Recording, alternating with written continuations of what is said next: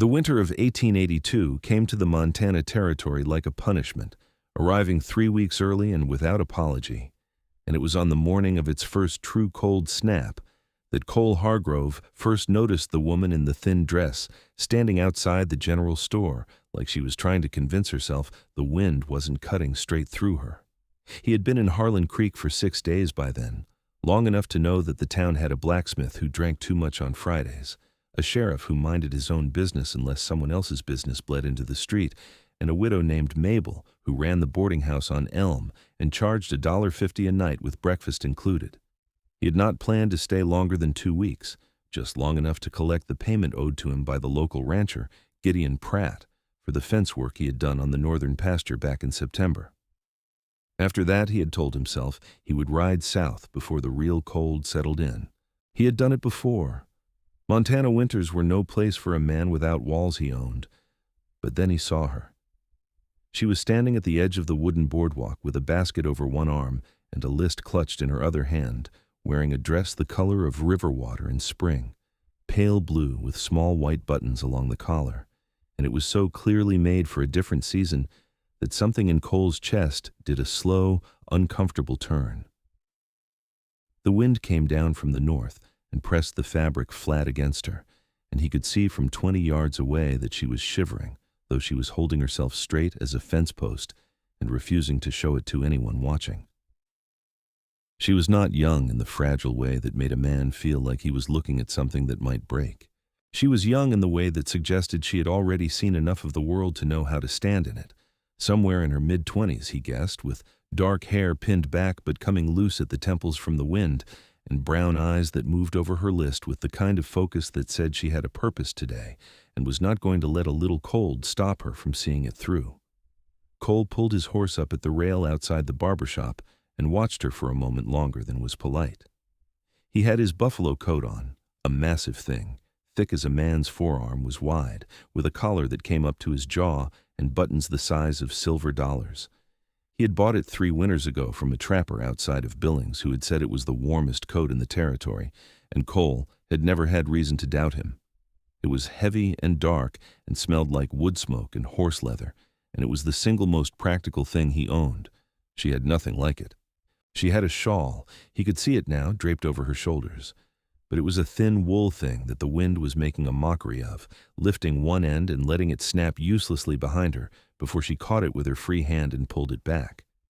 He almost went over then, almost stepped off the boardwalk and said something, offered something, did the straightforward thing that a cold wind and a thin dress seemed to demand. But she turned before he could decide, pushed through the door of the general store with her chin up, and was gone. Cole tied his horse, told himself it was none of his business, and went to find the blacksmith to ask about getting one of his mare's shoes reset. He learned her name without trying, the way you learn most things in a small town, by being present and keeping quiet. He was sitting in the barber shop that same afternoon, getting a trim he didn't particularly need, when the barber, a stout man named Fergus Doyle, started talking without any prompting at all about how Eliza Calloway had been managing the old Calloway farm alone since her father passed in the spring. And wasn't it a shame? A woman like that with no one to help her through the winter, especially with prices at the mill being what they were. Cole said nothing, only listened, watching the street through the window while Fergus worked. Eliza Calloway. He turned the name over in his mind the way you turn a coin. Her father had died in April, Fergus said. Silas Calloway, a good man, a stubborn man, had worked that farm northeast of town for 20 years and had never once asked for help. His wife had passed years before that, fever back in '74, and so it had been just the two of them, Silas and Eliza, holding the place together. She had turned down 3 offers to buy the land since Silas passed, which had annoyed certain people in town considerably, Fergus said, lowering his voice even though there was no one else in the shop. Which people? Cole asked. Gideon Pratt, for one, Fergus said, and snipped a little more than necessary near Cole's left ear. Cole's eyes moved back to the window.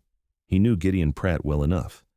The rancher was a large man who talked about fairness with the enthusiasm of someone who had never once been treated unfairly and who had a habit of acquiring things that did not initially belong to him through patience and pressure rather than outright aggression. The fence work Cole had done for him in September had felt, in retrospect, like the beginning of something larger than Cole had understood at the time. He paid Fergus, put his hat back on, and walked out into the cold. The farm was northeast of town, he had said.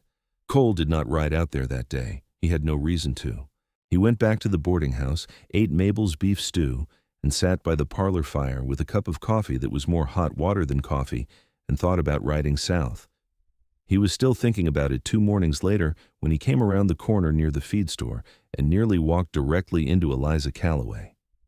She caught herself first, stepping back with a small sound of surprise, and her basket swung on her arm, and a paper-wrapped parcel inside it slid dangerously toward the edge before she caught it with her other hand. Cole reached out instinctively to steady the basket from the other side, and for a moment they were both holding it, his large, rough hand over the edge of the wicker and her smaller one beneath it, and the cold air between them was very still. "Sorry," he said immediately. "I came around that corner too fast." "No, I was not looking," she said. She looked up at him then, and he had the sudden disorienting sensation of a door opening in a room he had thought was only a wall. She was wearing the thin blue dress again, or a different one, equally thin, green this time, with a high collar that did nothing to keep the wind off her neck. The shawl was back, drawn tight around her shoulders, and there were 2 spots of red on her cheeks from the cold that made her look, paradoxically, more alive than anyone he had seen in weeks. "I am Cole Hargrove," he said, because there was nothing else sensible to say in the moment. "Eliza Calloway," she said, and tilted her head slightly as if she was making a mental note of him. He released the basket. She adjusted it on her arm and looked at him steadily, not shyly, not with any of the calculated assessment he sometimes got from women in towns who were measuring a stranger for danger or opportunity. She looked at him the way a person looks at something real, honestly, without pretense. He was a big man, Cole Hargrove, 6 feet 2 inches of work-built muscle, with shoulders that Mabel had commented on by saying she hoped her door frames were wider than most. His hair was dark brown and fell past his collar. He'd been meaning to get it cut for months, and his jaw was square and rough with stubble that never quite became a proper beard because he always trimmed it back before it got that far. His hands were large and calloused and scarred in the small ways that came from 20 years of using them hard. He had hazel eyes that Fergus the barber had called strange-colored, and that Cole himself never thought about at all. She was looking at him without intimidation, which he noted. "You are working for Pratt," she said. It was not a question. "I did work for him," he said. "Fence repair, September. I'm here to collect the remainder of what he owes me." She studied him a moment longer. The wind moved between them, lifting a strand of dark hair across her cheek. She did not reach up to brush it away. "Pratt is slow to pay people he thinks he can slow," she said carefully, which was the most diplomatic version of a warning he had ever received. "I have noticed that," Cole said. Something shifted in her expression, not quite a smile, but the thought of one. "Good luck to you, Mr. Hargrove," she said, and walked past him toward the feed store. He turned and watched her go, watched the thin green fabric move against the cold, and thought very seriously about whether he was the kind of man who still rode south before winter. He did not ride south. He told himself it was because of Pratt and the money, which was partially true. Pratt had been putting him off for a week now with excuses about cash flow and a cattle sale that was 2 weeks away. And Cole had learned enough about the man to know that if he left Harlan Creek without the $60 still owed to him, he would never see it. So he stayed, and he moved his things from Mabel's boarding house to a small room he rented by the week above the tack shop, which was cheaper and smelled like leather in a way that suited him. And he found work where he could to cover his expenses, splitting wood for the blacksmith, repairing a section of roof on the schoolhouse, helping the Miller family load and unload 3 wagons of supplies from the Thursday freight. He saw Eliza Calloway on those Thursday trips.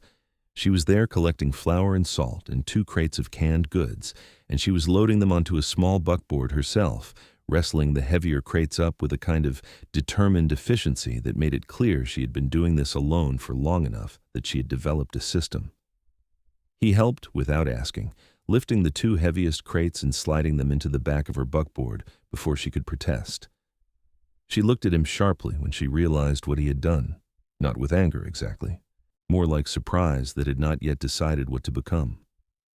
I can manage, she said. I know you can, he said, stepping back to give her space. I just happen to have my hands empty. She looked at him for a moment, then looked at the crates now sitting neatly in her buckboard, and something in her shoulders released half an inch.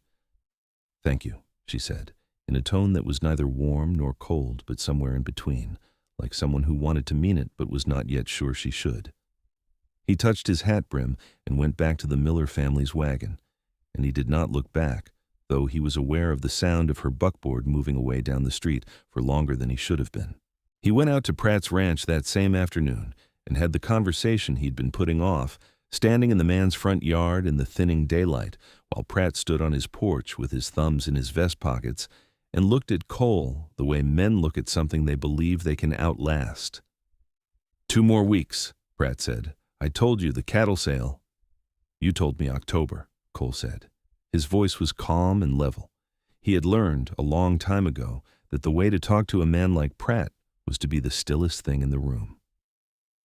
It is November the 4th. Pratt's jaw tightened. He was a man who was not accustomed to being reminded of things he had already decided to forget. I run the biggest operation in this county, he said, as if that explained something. You do, Cole agreed, which makes the $60 less significant to you than it is to me, which is exactly why I would like it now. A long pause. Pratt looked at him across the cold yard, calculating something. You could stay on, he said finally, his tone shifting into something that wanted to sound generous. I have got plenty of work over winter. You're a skilled hand.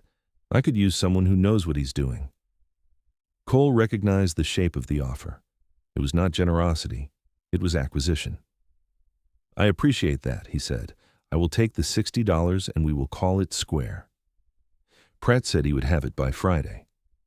Cole did not believe him, but he rode back to Harlan Creek as the last of the daylight left the sky, and the cold that settled in behind it had teeth in it that had not been there that morning. That night, lying on the narrow bed in his room above the tack shop with the wood stove doing its best against the cracks in the walls, Cole thought about the fence he had built for Pratt, a good fence, well-set posts and tight wire, and about how it ran along the eastern edge of a property that Pratt had been slowly, methodically encircling for the better part of a decade. He had not known, when he took the job, whose land was on the other side of that fence. He knew now. It bothered him more than it probably should have, given that he was only passing through. He woke the next morning to find that 3 more inches of snow had fallen in the night, and the temperature had dropped to something that made his breath hang in the air inside his room before the stove warmed up. He dressed in layers, pulled on the buffalo coat, and went down to the street, and the first thing he saw when he turned toward the main thoroughfare was Eliza Calloway's buckboard tied outside the general store, and Eliza herself stepping out of the door in the thin blue dress again, carrying a bolt of fabric under one arm and a small paper bag in her other hand. The wind hit her the moment she cleared the doorway. He saw it, saw the way her whole body reacted, the involuntary tightening, the quick hitch of breath, the way she drew the bolt of fabric closer as if it could insulate her. Her shawl was wrapped around her shoulders again, but it was inadequate in the same helpless way it had always been, and the blue dress beneath it was cotton. He was certain of it now. Cotton that had been appropriate in September and was a liability in November. He stood on the other side of the street and watched her cross to her buckboard, and the feeling in his chest was something he could not entirely name, but could not ignore either. It was not only sympathy. It was something more personal than that, more like the particular ache of watching someone face something difficult alone when they did not have to. He thought about going over. He was wearing his buffalo coat and she was clearly cold, and the most direct thing in the world would have been to walk across the street and say so. But there was something in the way she held herself, the dignity of it, the privacy of it, that made him hesitate. She was not asking for anything from anyone. She had made that very clear in every interaction he had witnessed. Offering her something directly might feel less like kindness and more like an observation of her insufficiency, and he did not want that. He stood in the cold and thought about it until she had loaded her buckboard and climbed up to the seat and clucked the horse forward. And then he stood there a moment longer, feeling foolish, watching the buckboard move up the street toward the northeast road. He went into the general store. Hector Garfield, the proprietor, was behind the counter sorting through a crate of canned peaches with the meditative patience of a man who had nowhere else to be. Cole bought tobacco he did not urgently need, and then stood at the counter a moment longer than necessary, looking at the rack of coats along the side wall. "Those new in?" he asked, nodding at the rack. "Some," Hector said without looking up. "Got a shipment from Helena last week. Heavy canvas, wool-lined, good for winter." Cole looked at them. They were decent coats, practical, warm, better than nothing. But they were not what she needed. What she needed was something serious, something that could hold heat against a Montana winter. And he knew exactly what that looked like because he was wearing one. He was back in his room above the tack shop by mid-morning, sitting at the small table by the window with his coffee, and the thought arrived fully formed, the way practical thoughts often do when you have been circling them long enough. He had the coat on his back, and she needed a coat, and there was a simple and clean way to address that without embarrassing either of them. He sat with it for a while, rolling it around, looking for the place where it became a bad idea. He could not find one, or rather, the ones he found were about him and what it might mean, which was not a sufficient reason not to do it. He had two coats, the buffalo coat, which was the heavy one, and a medium-weight wool coat that had served him well enough through lighter winters and would serve him well enough now, especially if he stayed close to the wood stove in the evenings. The buffalo coat was worth more, but value was a flexible thing depending on who needed something and how badly.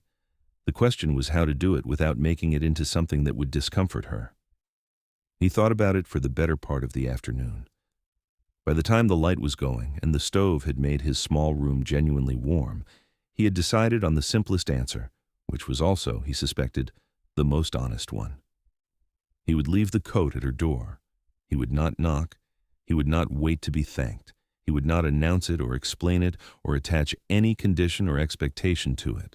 He would simply leave it there, the way you might leave wood for someone who is cold, not as a statement, not as a declaration, but as the most uncomplicated version of one human being acknowledging that another human being needed something he had. He cleaned the coat that evening, which felt somewhat ceremonial and also practical since it had been a while. He brushed it down, checked the buttons, all there and solid, and smoothed the thick collar. It was a good coat. He had been glad of it many times. He hoped she would be too. He rode out early the next morning, before full light, when the town was still quiet, and the frost on the ground was undisturbed, and the smoke from a few chimneys rose straight up into a sky the color of pewter. The northeast road was not long, 4 miles, maybe a little more, and he knew from what Fergus had said which farm was the Calloway place. He had ridden past it once, not close, just near enough to see the shape of it. A modest house, a good-sized barn, a few outbuildings, all of it well-maintained in the way that said someone was working very hard to keep it that way. He tied his horse at the fence line rather than coming up the drive, not wanting the sound of hooves to wake anyone before he had done what he came to do. He carried the coat folded over his arm and walked up the path to the front porch in the cold dark, feeling the absence of it immediately. The wool coat he had put on in its place was serviceable, but it was not the buffalo coat, and the difference was something he felt in his shoulders and his chest within 20 steps. The porch was simple wood, well swept despite the snow. There was a split log beside the door and a broom hanging on a nail and a wreath of dried herbs above the lintel that swung slightly in the pre-dawn wind. He stood at the door for a moment in the dark and felt the particular weight of what he was doing, which was not a small thing even though it was a simple one. He laid the coat across the split log bench beside the door, folding it so the best side was up and the collar stood open. He thought about leaving a note, picked up the idea, and set it back down. A note would require words, and words would turn this into a conversation she had not asked for and might not want. The coat itself was the only message, and it said the only thing that needed to be said. "I noticed you were cold." He walked back down the path to the fence line, untied his horse, and rode back toward town as the first gray light began to open the eastern sky, and the cold pressed against his wool coat with a seriousness that made him wonder, briefly, if he had thought this through. Then he decided he had, and that it was the right thing regardless of the temperature, and he kicked the horse to a faster trot and watched the frost-hard road pass beneath him, and tried not to think about whether she would know it was from him. She would know. There was no one else in Harlan Creek who wore a buffalo coat and had recently started finding reasons to be near a buckboard on Thursday mornings. Eliza found the coat at just past 6 in the morning when she opened the front door to bring in the wood she had stacked on the porch the night before. She nearly stepped on it. Her hand was already on the door handle when she saw the dark mass of it on the bench, and she stopped so suddenly that the door swung back and hit her shoulder. She stood in the open doorway in her nightgown, with cold air flooding in around her feet, and looked at the coat for a long moment without moving. It was enormous. That was the first thing.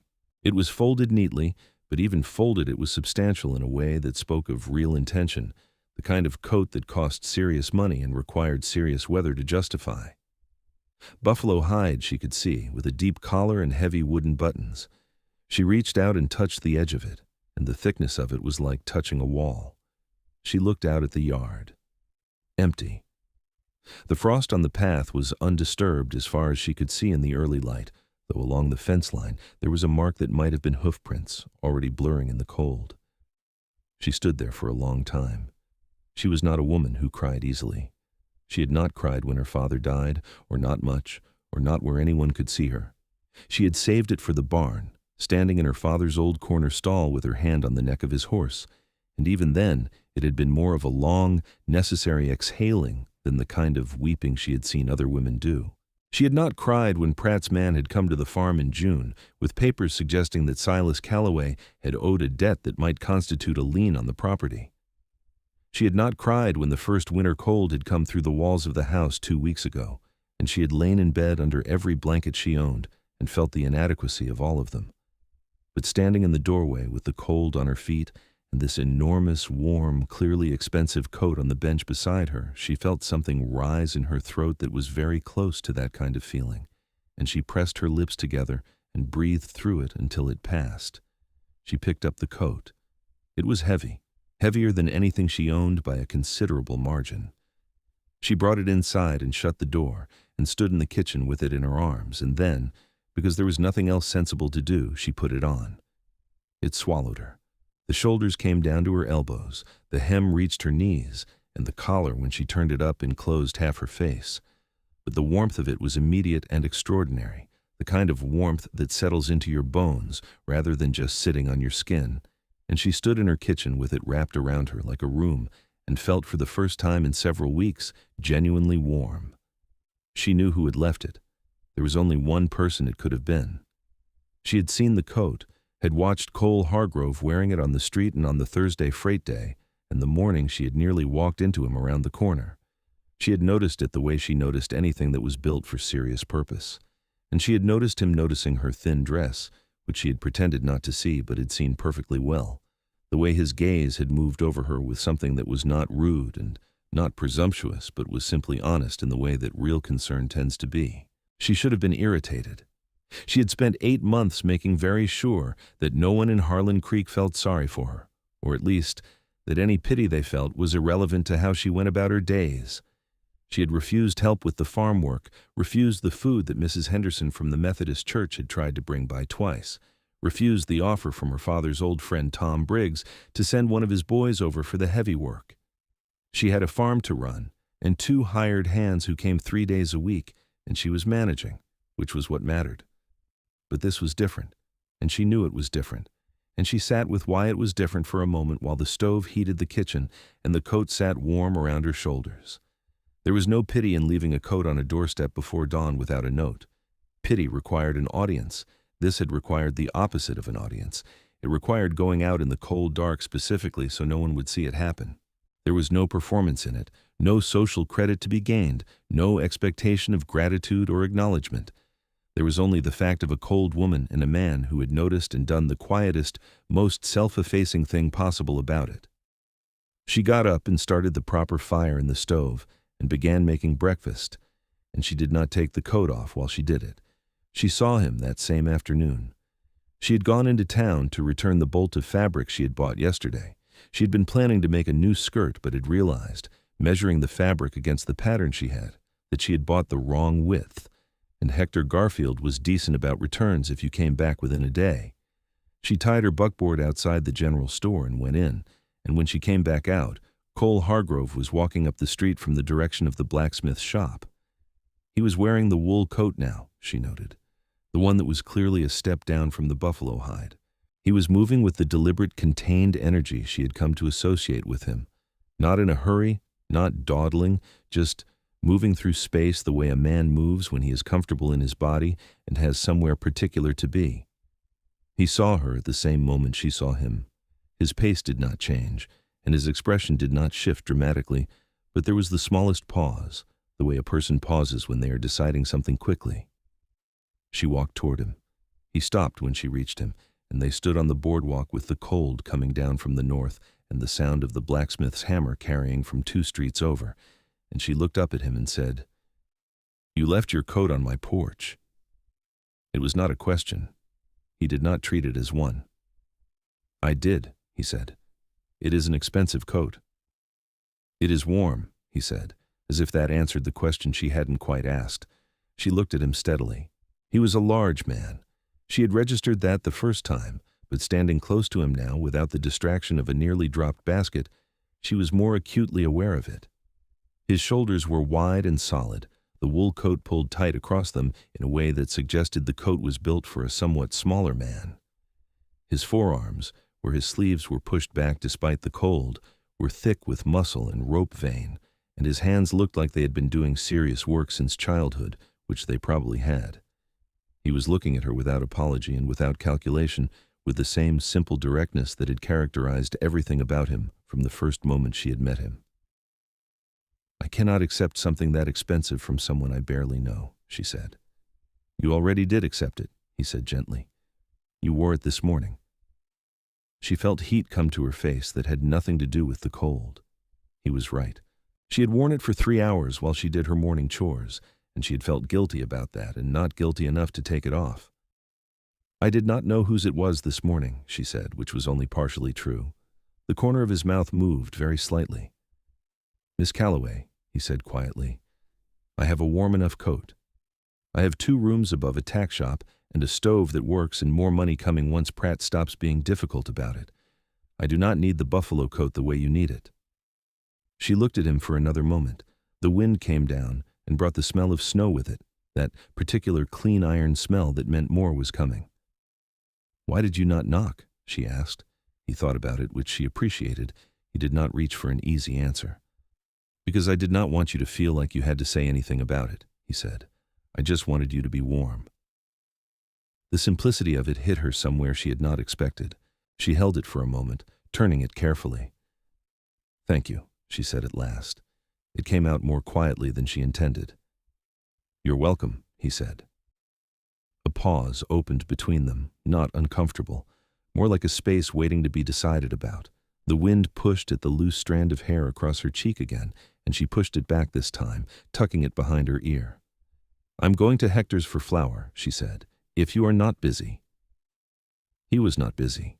He walked with her to the general store and held the door, and they spent 20 minutes inside while she collected her flour, and he bought a new length of rope, and Hector watched them both with the cheerful interest of a man who keeps track of things, and when they came back out into the cold, they stood on the boardwalk a little longer than strictly necessary, talking about nothing much, whether the snow from the previous week was going to freeze hard overnight, whether the freight would be delayed, whether the school needed more firewood than the roof job had suggested.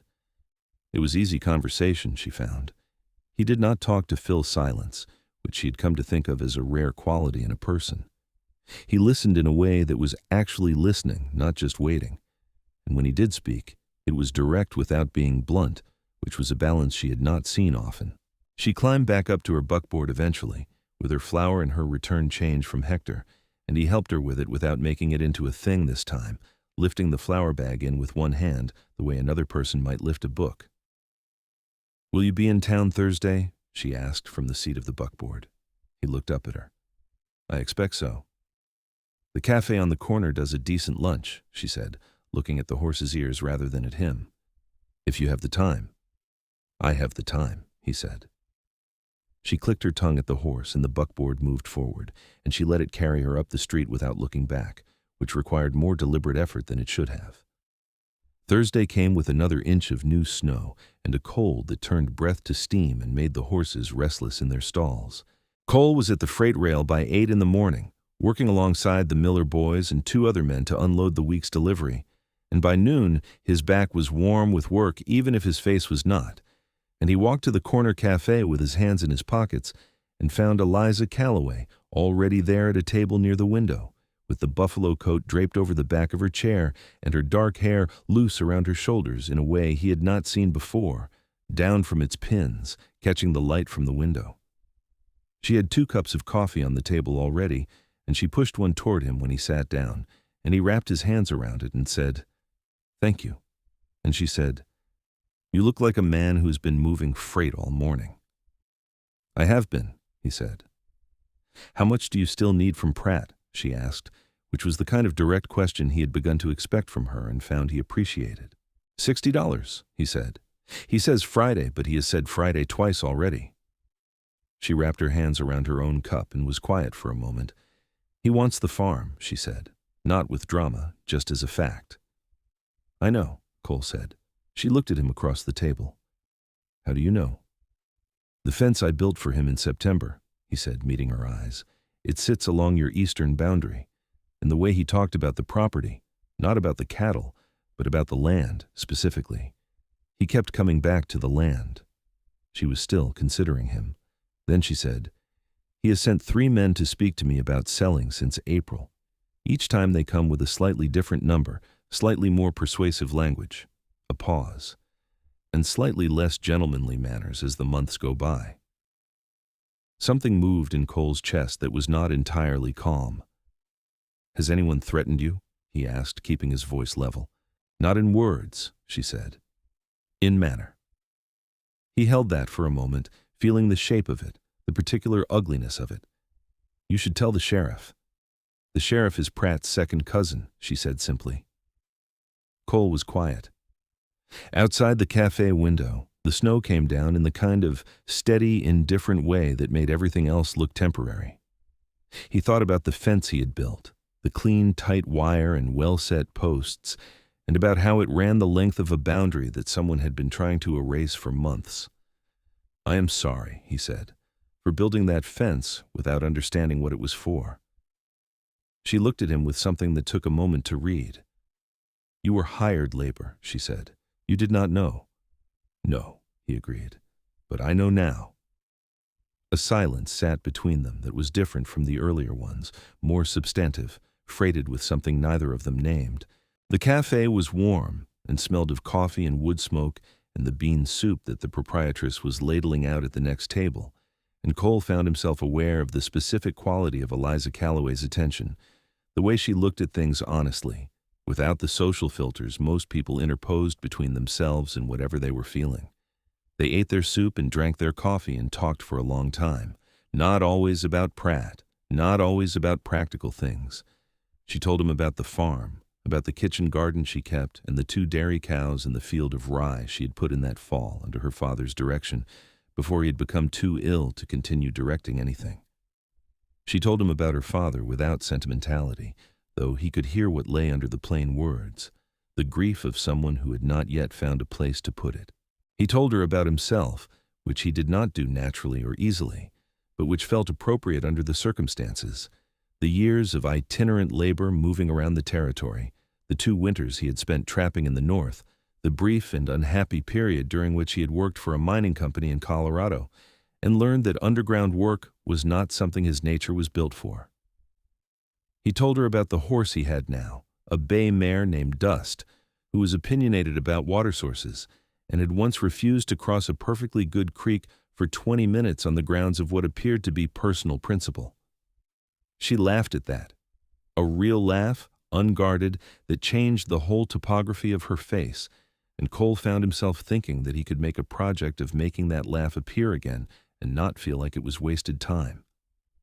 They were the last 2 people in the cafe when the proprietress came to clear the tables, and they went out together into the snow, and the cold wrapped around them both immediately. Cole had his wool coat and she had the buffalo coat, pulled high around her collar, and in it she looked warm for the first time since he had arrived in Harlan Creek, which did something good to the space behind his sternum. "Your Friday," she said at the buckboard, "when Pratt does not pay." When he does not pay, Cole said, acknowledging the when, I will go back and ask again, and keep asking. And if he keeps not paying, then I will make it into a problem he would rather solve than continue having, he said. She looked at him with the measuring look he had come to recognize. You are not the kind of man who causes trouble for the sake of it, she said. It was almost an observation of fact, like she had been examining the evidence and reached a conclusion. No, he said. But I am the kind of man who does not walk away from something owed to him. She nodded slowly. Come out to the farm, she said. Sunday, if you have no other plans. There's a section of fence on the west side that I have been meaning to look at, and I would appreciate another pair of eyes. A pause. And there is a good dinner at noon. He said he would be there. He was there Sunday at 10 in the morning, riding up the lane to the Calloway farm as the sun came off the snow in a way that made everything sharp and white and very still. The farm was more substantial up close than it had looked from the road. A good solid house with a stone foundation, a large barn in decent repair, 3 smaller outbuildings, a kitchen garden already put to bed for winter under a thick mulch of straw. Signs of hard work everywhere, and everywhere the evidence of maintenance done on a budget thinner than comfortable. She came out of the barn when she heard the horse, wiping her hands on a cloth and wearing the buffalo coat, and something moved in his chest again at the sight of it. At the familiar coat on her unfamiliar shoulders, in this place she had built a life around. You are early, she said. I wanted to see the fence in the morning light, he said. She showed him the west fence, which had 3 broken posts and a section of wire that had gone slack over the winter. It was not an emergency, but it would be by spring if not addressed, and he could see that she had been looking at it with the same calculation he would have, measuring what it would cost against what she had available to spend. They walked the full line of it together, him in front, her just behind, both of them reading the damage the way people rid a thing they intend to fix. I can reset those posts, he said. Ground is not too frozen yet if we hit it this week. I was not asking you to fix it, she said immediately. I know, he said, smiling a little without turning around. I was offering. A pause behind him. Why? She asked, and the question was honest, not challenging, just honest. He turned around and faced her. She was standing in the snow with the buffalo coat around her and the winter sunlight on her face, looking at him with those brown eyes that did not let things pass. He thought about several ways to answer that question and discarded them all as insufficient. Because I want to, he said. Because I have the skill and the time, and because your farm is worth keeping.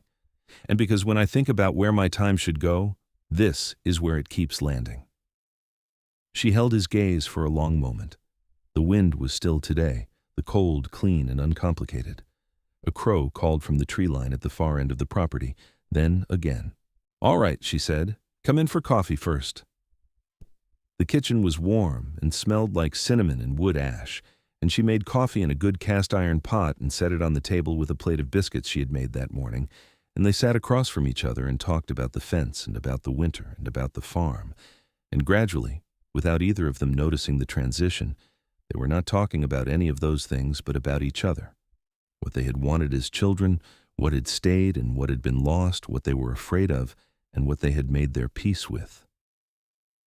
She told him that her mother had been a school teacher in Ohio before she had come west with her father. She told him that she had been 14 when they arrived in Montana, and that she had hated it for the first 2 years with a passion that still embarrassed her slightly to remember. She had wanted streets and libraries and the particular kind of company that cities carry. She had gotten the mountains instead, and the mountains had done something to her that she still did not have the right words for. He told her about his own mother, who had died when he was 11 of something the doctor had called a wasting sickness, and which Cole had later come to understand was probably tuberculosis. He told her about his father, who had been a good man in most ways and a difficult one in a few, and who had taught him to work with his hands before he had taught him almost anything else. Do you have family? She asked. Anywhere? A brother, he said. In Wyoming. We write sometimes.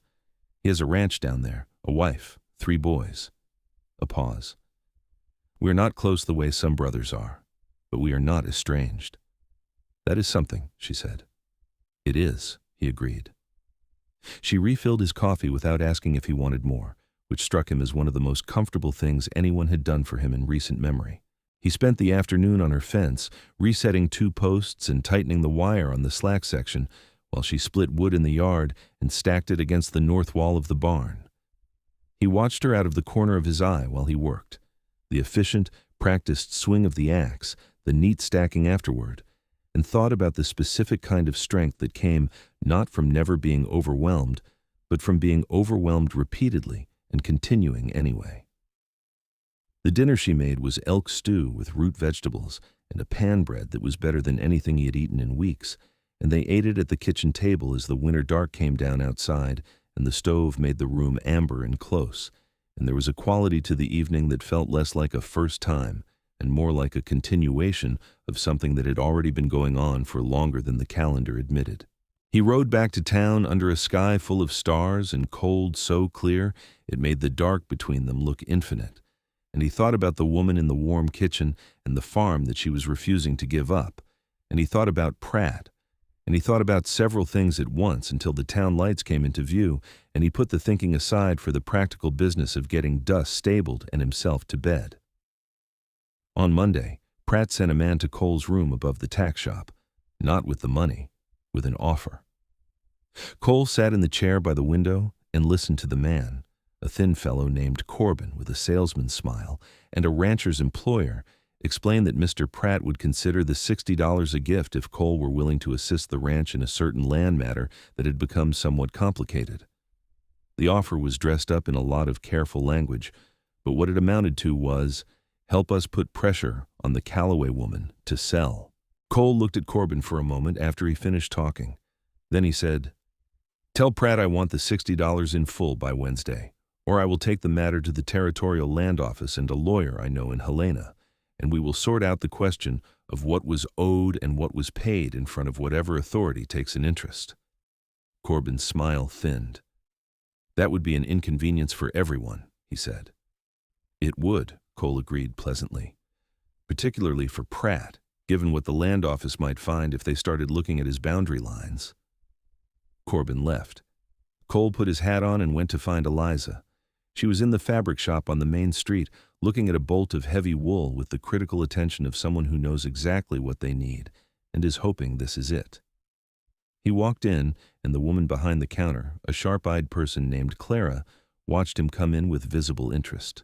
"You should know Pratt offered me money to pressure you into selling," Cole said without preamble, because she would want to know and she would want to hear it plainly. Eliza's hands stilled on the fabric. She turned to look at him. Her expression was controlled, but he could see something working behind it, not fear, something more like a calculated anger. "What did you tell him?" "I told him to have my $60 by Wednesday, or I would involve the Territorial Land Office and a lawyer." A pause. Clara pretended to be extremely focused on something behind the counter. "What did he say to that?" Eliza asked. "He did not say anything," Cole said. "His man did the talking. The name is Corbin." "I know Corbin," she said quietly. "He was one of the 3 men who came to the farm." "The one with the salesman's smile?" "That is the one." Cole put his hands on the counter and looked at her. "Eliza," he said, and it was the first time he had used her name directly, and it sat in the warm shop air between them for a moment before he continued. "Has he made any legal moves? Anything on paper?" She turned back to the fabric, but her fingers were not really working anymore. "In June, a paper about a debt," she said. "I had my father's lawyer look at it. He said it was questionable, but would take money to fight." "Do you still have the paper?" "I have everything my father ever signed and everything anyone tried to put in front of him after he got sick," she said, and there was a steel in it that was quiet and complete. "Good," he said. "Keep it, and if Corbin comes to the farm again, send word to me." She turned then and looked at him fully, and something in her expression had shifted, not softened exactly, but opened a little, the way ground opens when the frost first goes out. "You do not have to do this," she said. "You are not responsible for what Pratt is doing." "No," he said, "but I am responsible for what I do about it now that I know." She looked at him for a long time, and Clara behind the counter did not even pretend not to be listening anymore. Then Eliza said, "The wool. Do you think the dark gray or the charcoal?" He considered the 2 bolts with genuine attention. "Charcoal," he said. It will hold the dye better over winter. She bought the charcoal wool, and he carried it to the buckboard, and when he handed it up to her, she held his gaze for a beat longer than the exchange required, and he could see the thing that was growing between them working in her eyes, which were very dark in the winter light and very honest. "Wednesday," she said. "Come to dinner if Pratt pays. If he does not, come to dinner anyway." He laughed, a real laugh, which surprised him a little with its own sincerity. "All right," he said. Pratt paid on Tuesday, not in person, through Corbin, who came to the tack shop with an envelope and a tight expression, and left without additional words in either direction. Cole counted the $60, which was all there, held it in his hand for a moment, and thought about what it meant and what it did not mean. It did not mean Pratt had given up. It meant Pratt had calculated that this particular battle was not worth the cost of fighting right now. Men like Pratt were not deterred by a single refusal. They were only ever delayed, and the delay was as long as the next opportunity seemed distant. He went to the farm on Wednesday anyway. The dinner was roasted chicken with potatoes and dried apple pie that was the best thing Cole had eaten in years, and he told her so, and she said, "My mother's recipe. She made it every winter," and there was a brief private quality to her face when she said it that he did not intrude on. After dinner they sat by the kitchen fire with coffee, and he told her he had the money, and she said she was glad, and then he said, "I have been thinking about not going south." She was quiet for a moment, her coffee cup held in both hands in her lap. The fire snapped. "Because of Pratt?" she asked. "Partly," he said honestly, "and partly because of other things." She looked at the fire. "Harlan Creek is not an easy place to winter," she said. "I have wintered in worse places," he said. "The room above the tack shop is not sufficient for a Montana winter," she said, which was both true and something else, something that had a layer beneath it. "No," he agreed, "it is not." A long silence. The fire crackled. Outside, the wind had come up and was pressing at the house with the particular persistence of a storm that was still building. "My father built a cabin at the back of the property," she said slowly. "Small, but with a good stove. It has not been used in 2 years." A pause. "I would need help with the farm work over winter. The 2 hired hands I have now only come 3 days a week, and they are not enough when the weather gets serious." He looked at her. She was looking at the fire, and there was color on her cheekbones that was not from the heat. "I am a good worker," he said. "I know that," she said. "I have been watching you work." "The cabin," he said. "I would pay you for the use of it." "You would not," she said firmly. "You would work in exchange for it. That is how it would be arranged." He looked at the side of her face. She was 25 years old and had been running this farm alone for 8 months and was currently wearing a coat that a man she barely knew had left on her doorstep and had never offered to return. The fire made shadows in the curve of her jaw and across her collarbone, and he thought she was the most genuine person he had met in years. "All right," he said. "That is how it would be arranged." She turned from the fire then and looked at him, and they held each other's gaze in the warm amber kitchen, and neither of them said what was clearly between them, because neither of them was the kind of person who said things before they were certain. But it was there, substantial and honest, the way the cold was honest and the fire was honest, and the $60 now in his coat pocket were honest. "You can look at the cabin tomorrow," she said. "Bring your tools." He brought his tools. The cabin was small and simple, as she had said, but it was solidly built. Her father's work, she told him, done in 1873 when Silas had needed a place to put a hired man for a season.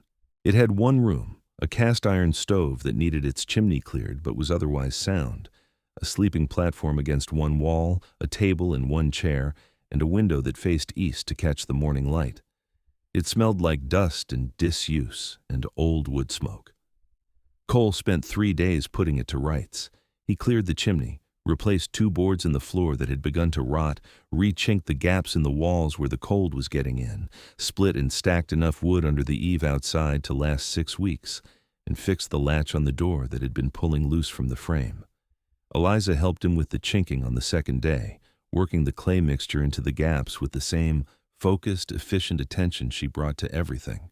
They worked in comfortable quiet, side by side in the cold, and there was something profoundly ordinary and also profoundly good about it. 2 people putting a small building to rights in the winter, neither of them needing to perform anything or explain themselves. On the third evening, when the cabin was warm and livable, Cole moved his things from the room above the tack shop. It was not much: a saddlebag of clothes, his tools, his rifle, a small pile of books he'd been carrying around for years without quite managing to finish any of them. He laid them out in the small space, and the cabin accepted them quietly. And when he sat down on the sleeping platform that night with the stove going and the Montana cold pressed against the outside walls, he felt, for the first time in a long time, like he was exactly where he should be. The weeks that followed had their own rhythm, the rhythm of a farm in winter, feeding the stock, breaking ice on the water trough, splitting wood, hauling hay, checking on the fences after heavy snow. Cole fell into it with the ease of a man who has always worked best when the work is clear and the days are long, and the result of what he does is visible at the end of each one. He learned the farm the way you learn a landscape, not all at once, but gradually, filling in the details, understanding which gate swung hard and which eave collected drifts, and which cow was dominant and which was prone to anxiety in cold weather. He and Eliza worked together most mornings and parted in the afternoons. She to the house, her sewing and accounts and whatever needed doing inside, he to whatever project had presented itself that day.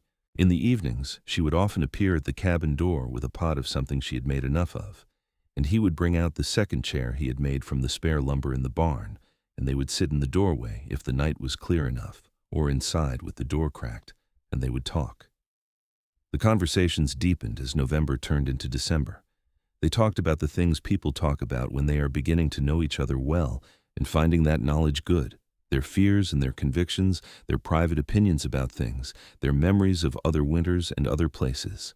She read to him sometimes from the books on her shelf, which was better stocked than his own collection, and once he read to her, badly, from one of his own unfinished books, and she laughed at how bad he was at reading aloud, and said she would teach him, and over the following 2 weeks she did, and he improved considerably, which she noted with the brisk satisfaction of a woman who had learned to find pleasure in progress rather than waiting for perfection. He was falling in love with her, and he was aware of it, and he let it happen the way you let something real happen when you have learned the cost of resisting real things. He thought she knew it. She was too perceptive not to. But she was also careful in the way of someone who had had things taken away and was not rushing to extend her reach toward something new without being sure of her footing. He respected that. He did not rush. December brought a heavy snow that was not a blizzard but came close, keeping both of them near the barn and house for 3 days, while the white came down in a way that turned the world small and featureless.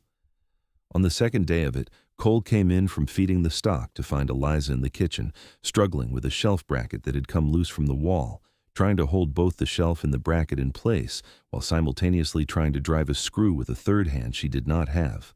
He came in and held the shelf steady, and she looked up at him with the exasperation of someone who has been fighting something for 20 minutes, and he said nothing, just held it, and she drove the screw home, and then they both stepped back and looked at it, and she said, "Thank you," and he said, "That bracket needed a longer screw from the start," and she said, "I know, my father always said so too," and something passed between them at the mention of her father, a small, warm solidarity, and without planning it or deciding on it, he put his arm around her shoulders.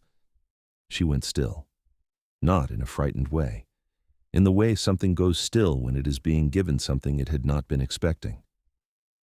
He felt her breathe. He felt the moment extend, and he did not take his arm away, and she did not step back from it, and after a moment she leaned into it slightly, the smallest, most careful movement, like something moving toward heat, and they stood in the warm kitchen, with the snow coming down outside, and the shelf now straight on the wall, and he was holding her and she was letting herself be held, and neither of them said a word about it. They stood like that for a little while, and then she straightened and he moved his arm, and she went to stir something on the stove, and he sat down at the table, and neither of them mentioned it.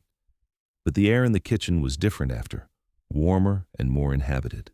On the third day of the snow, sitting at the kitchen table in the evening with 2 cups of the good coffee she made, he said, "Eliza," and she looked up from the sewing in her lap with the direct look that was so characteristic of her, and he said, "I would like to say something I have been thinking about for some time." She put the sewing down. He looked at her across the table, at the woman who wore her grief and her strength in the same unadorned way, who worked harder than anyone he had ever known, and asked for nothing, and had been so undone by a coat left on her doorstep that she had stood in her kitchen in the dawn dark, wearing it, and feeling something she had not expected to feel. "I am not passing through," he said. "I want to be clear about that. I stopped passing through some time ago, and I think you know it, and I want to say it plainly because you deserve plain things." She was watching him with absolute stillness. "I do not know what it looks like from your side," he said. "I do not want to assume. But what I feel when I am with you is not something I have felt in a long time, and it is not something I want to ride away from." A long silence. The stove made a small sound. Outside, the snow was quieting.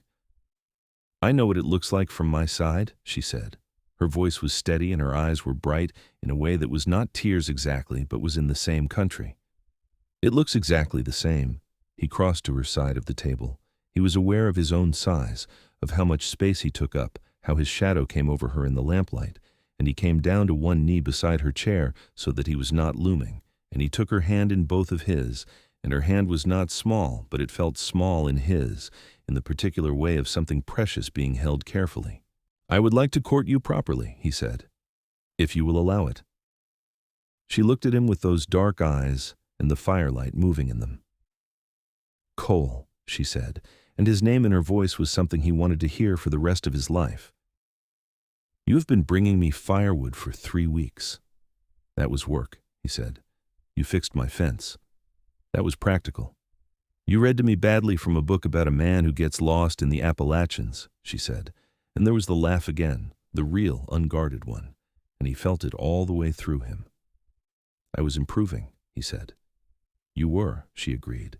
She turned her hand in his and held it instead of being held, and looked at him very clearly. "Yes," she said. "I will allow it." He lifted her hand and pressed his lips to the back of it, old-fashioned and deliberate, and she let him.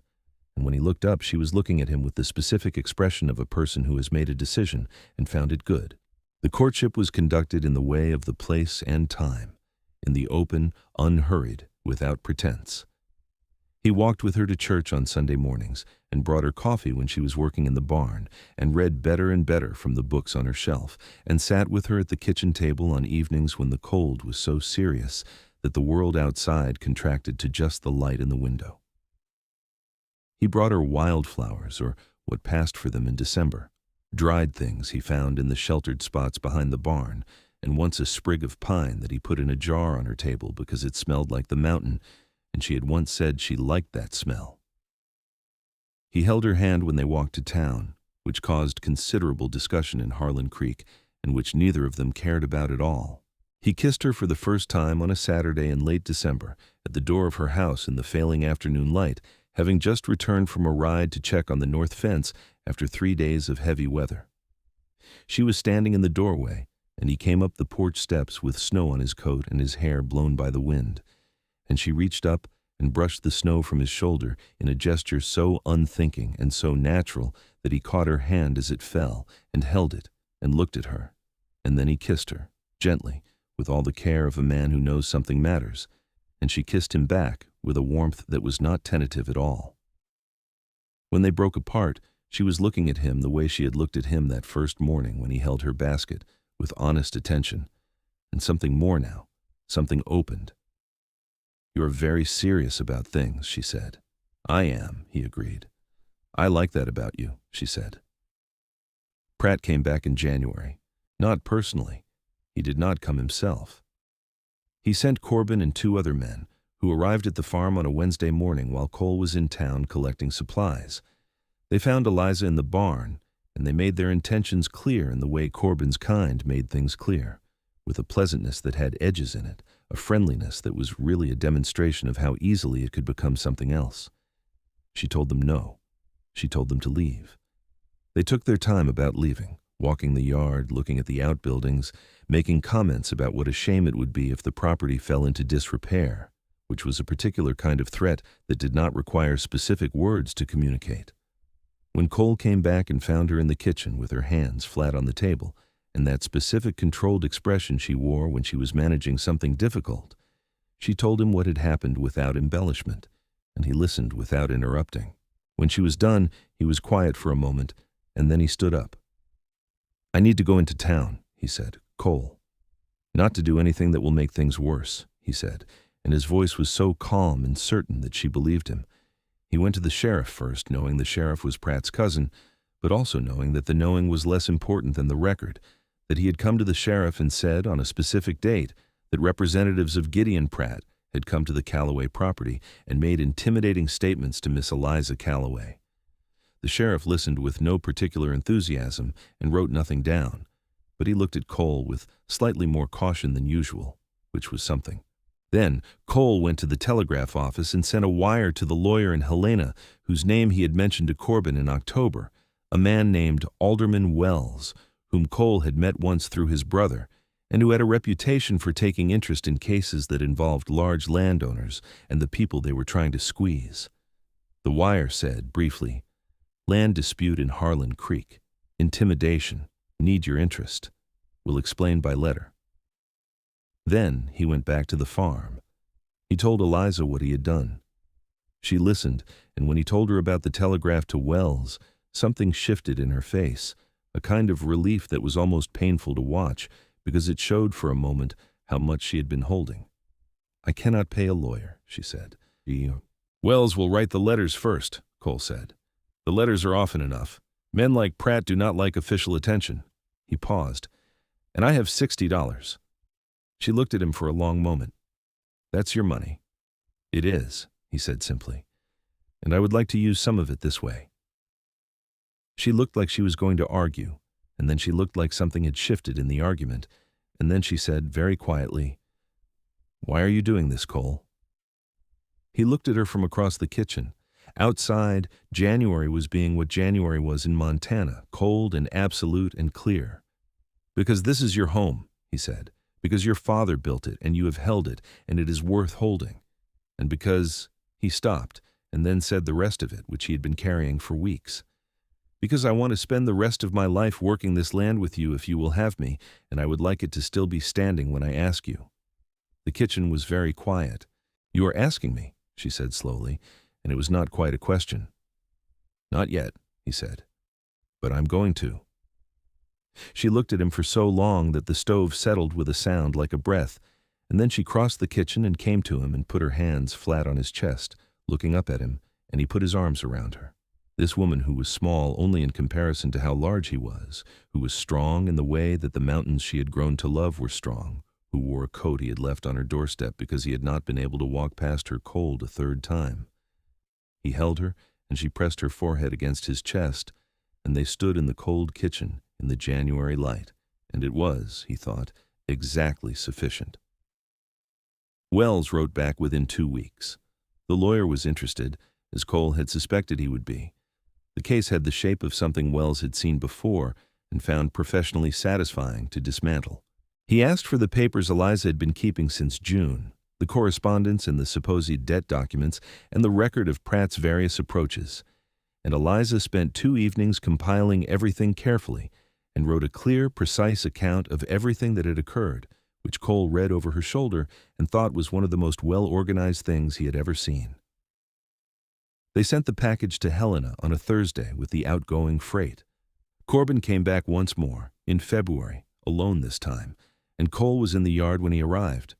He came up the lane, and Cole was standing at the fence with a post-hole digger in his hands, and they looked at each other across the yard, and Corbin said, "Mr. Pratt would like to speak with Miss Calloway." "Miss Calloway is busy," Cole said. Corbin looked at him. He was a thin man, as Cole had noted, and he knew how to make himself seem larger than he was by implication, but standing in the open yard with Cole Hargrove between him and the house, the implication was not working the way it usually did. "This is a matter between Mr. Pratt and Miss Calloway," Corbin said. "Anything Mr. Pratt has to say to Miss Calloway," Cole said, "he can put in a letter and she will have her lawyer look at it."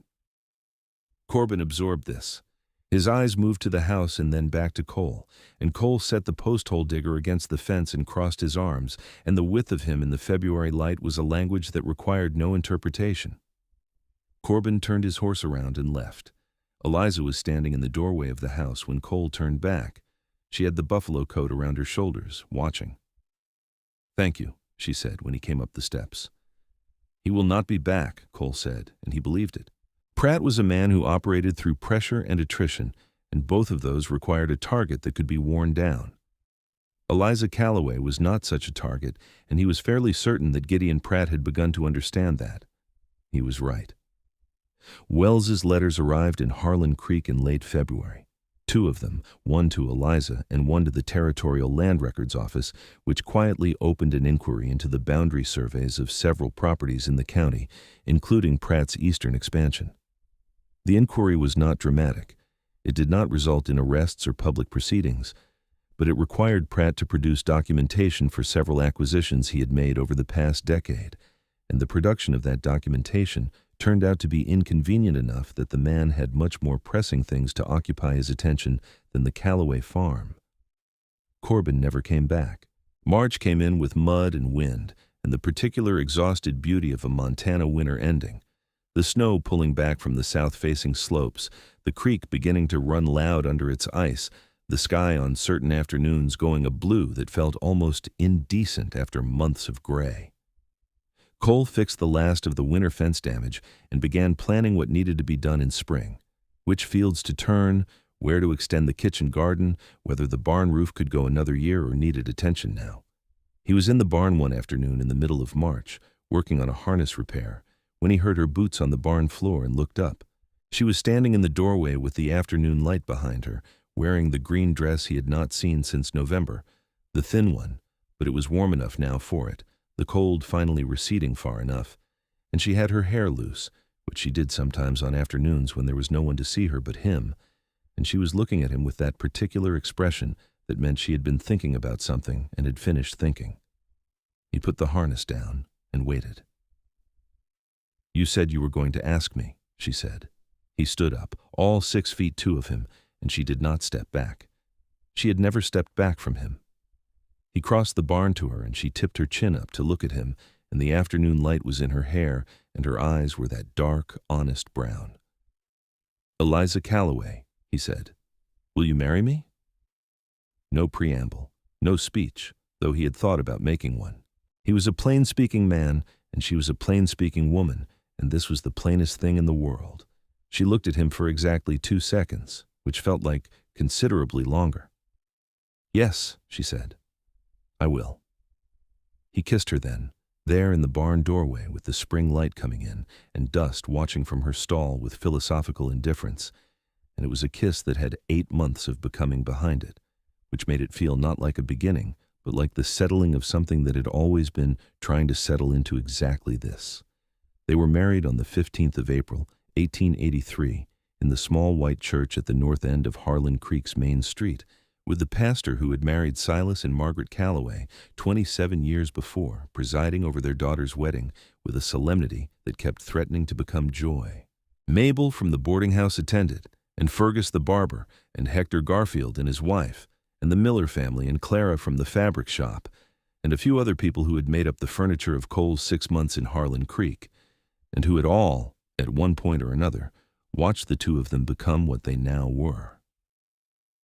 Eliza wore a dress she had made herself from the charcoal wool, which was not the convention for a wedding dress, but was practical and warm and fitted in the way that only something made by hand for a specific person can be fitted, and she wore wildflowers in her hair because the spring had brought them early that year, and they were the first ones he had brought her 8 months ago when he had found them in the sheltered spots behind the barn. Cole wore his good clothes, which were limited but sufficient, and he stood at the front of the church and watched her come down the aisle with no one to give her away because there was no one left to do it. And she walked alone, and she walked straight, and she walked toward him with her chin up and her eyes clear. And he thought about the woman on the boardwalk in the thin blue dress who had refused to show the cold to anyone watching, and he thought about the morning he had ridden through the dark with a coat on his arm and come back warmer in his chest than he had left despite the cold. And he thought this was the same kind of thing. The thing done in the dark that matters more than any of the things done in the light. The pastor said the words and they said the words back. And when Cole put the ring on her hand, a plain silver band he had bought from the jeweler in Helena through the mail 3 months ago, which meant he had known 3 months ago that today was coming. She looked at it on her finger, and then up at him with an expression that was not the laugh but was the thing the laugh came from, and he thought he could spend the rest of his life learning the geography of what that looked like. Summer was good to the Calloway farm. Cole turned the south field that had been fallow for 2 years, and with Eliza's guidance on what the land needed, she knew her father's land the way you know a thing you have lived alongside your whole life. They put in a full planting of wheat and oats and expanded the kitchen garden to twice its previous size. The two hired hands, brothers named Pete and August Garrow, who were quiet and competent and profoundly unmoved by most things, took on more regular hours and proved their worth in the hay season when the days were long and the work was relentless. Cole proved his own worth in ways that were simpler to quantify. He was strong in the way that matters on a farm, not just in the lifting heavy things sense, but in the sustained, day after day, whatever comes sense. He did not stop when he was tired. He did not complain about weather or mud or difficult stock or the particular purgatory of harvest when the sky threatens rain and the wheat is not yet in. He worked the way he had always worked, with the whole of himself, and the farm responded the way land responds to that kind of attention. It gave back. In the evenings, which were long and warm in summer and filled with the sound of crickets and the smell of the hay drying in the fields, they sat on the porch and sometimes talked and sometimes did not, and it was the not talking that Cole privately valued most, the easy, unperformed silence of two people who did not need to fill space to justify their being in it together. She taught him to read better, and he taught her to shoot, which she had known the basics of but had never been pushed to refine, and she turned out to be better than him at still targets, which she was pleased about and he was genuinely delighted by. He expanded the barn in August, adding a full extra stall and a proper tack room, working with the Garrow brothers on the frame, while Eliza brought lunch at noon and stood in the building shade watching progress with the proprietary satisfaction of someone who can see exactly what a thing will become. Pratt's inquiry continued quietly through the summer. Wells wrote to Eliza twice more, updating her on the proceedings, which were moving slowly, but moving. By fall, 2 of Pratt's boundary claims had been challenged with sufficient documentation that he had been required to relinquish one parcel, not the Calloway land, but a smaller piece to the south that had been the subject of a previous dispute. The precedent was noted by the men at the Territorial Land Office, and Pratt, who was above all a practical man, redirected his attention northward toward less contested acquisitions. The Calloway farm stayed exactly where it was, and exactly whose it was. Cole wrote to his brother in Wyoming in September, a long letter that took him 3 evenings to get right, telling him about the farm and the woman and the 8 months that had changed the direction of his life. His brother wrote back promptly, which was not like him, and the letter was warm and direct and said, among other things, that he was glad Cole had finally stopped moving, which made Cole sit back and think about that for a while. He had not known he was moving in a way that needed stopping until he had stopped. The first winter of their marriage was different from the first winter of their proximity, which had been cold and tentative and full of the careful, observant quality of 2 people learning each other. This winter was warm in all the ways that mattered, warm in the house that was now both of theirs, warm in the evenings around the table, warm in the particular way of a marriage that has its foundation in genuine knowing rather than in hope alone. He had moved the buffalo coat to the hook beside the front door, where it hung alongside her shawl and his wool coat and the good hat he wore to church. She wore the buffalo coat sometimes still, in the coldest weeks, and he wore the wool coat with an extra layer under it, and this seemed to them both like a perfectly sensible arrangement. She had made him a new coat for Christmas, heavy canvas with wool lining, cut to his measurement, every stitch her own work. And it was the finest thing anyone had ever made for him, and he wore it with a pride that had nothing to do with vanity and everything to do with knowing who had made it. They had news in February, the 2nd year, and she told him in the kitchen over breakfast, looking at him across the table with the directness that was entirely hers. He put his coffee cup down and looked at her for a moment and then said, "Are you certain?" And she said, "Yes." And he got up from his chair and came around the table and lifted her carefully, which he had never done before. and she laughed the real unguarded laugh against his shoulder and said, "Put me down. I am not made of glass." And he put her down, but did not let go. Their son was born in October of 1884 at the farm, delivered by the doctor who rode out from Harlan Creek and by Mabel, who came along with her own experience of such things and was, it turned out, exactly the right person to have in the room.